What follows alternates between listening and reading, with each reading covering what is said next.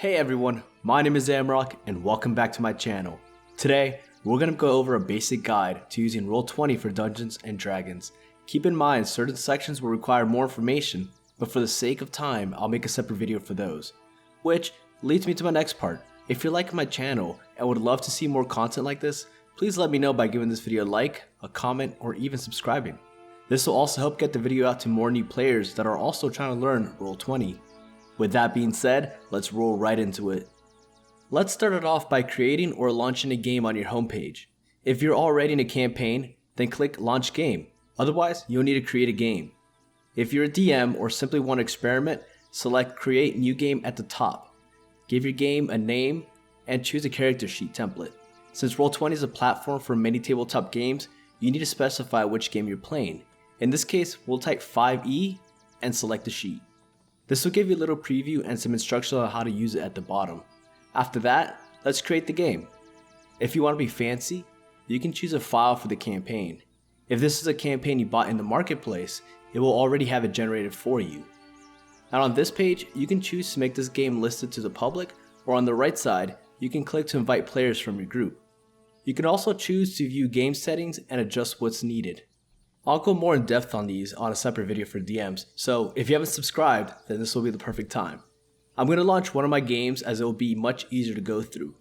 Once we're here, your DM will have to create a character for you by selecting the journal icon above, selecting Add, Character, and here they'll give it a temporary name or the real name. Add it to the player journal they'd like, choose the player that will be editing and controlling the character, and then save changes.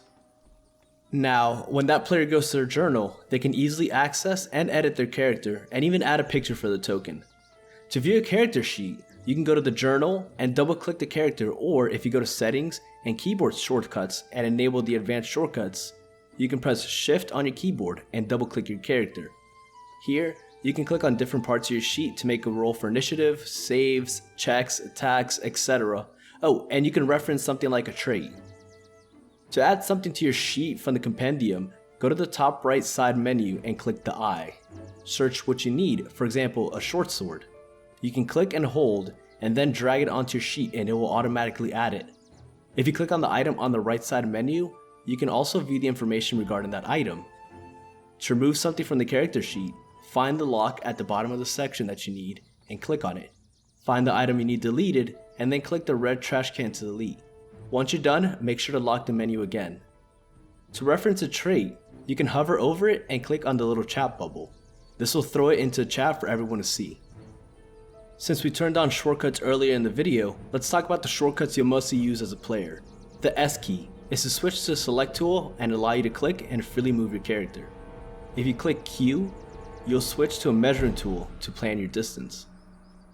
If you hold down the left mouse button after you press Q, you can measure distance, and if you press Q when you need to change angles, it'll continue to measure. This is useful when your movement is not in a straight line. Once you let go of the click, then it disappears. Now, what if you want to move to where you stop after measuring? Click S and select your character. Now hold the left mouse click and move it just slightly. Now press Q and it'll start dragging your character and measuring. Similar to before, if you press Q while dragging, you can measure around turns.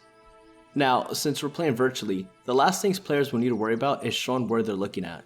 If you hold your left mouse click, it'll make a little circular ping.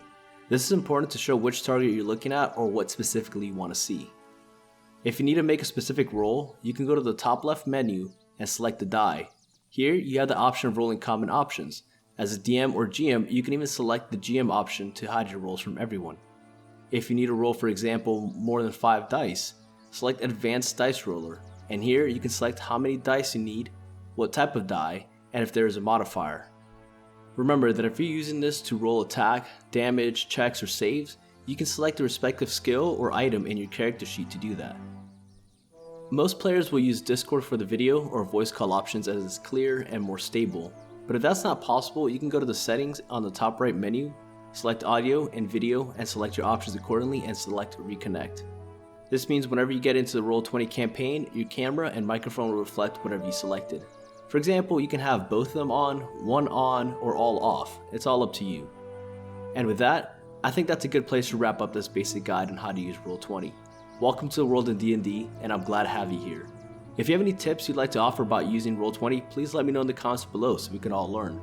Also, if you're brand new, tell me what brought you to D&D. I'm generally curious.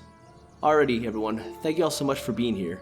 Have a great day, stay safe, and happy adventuring.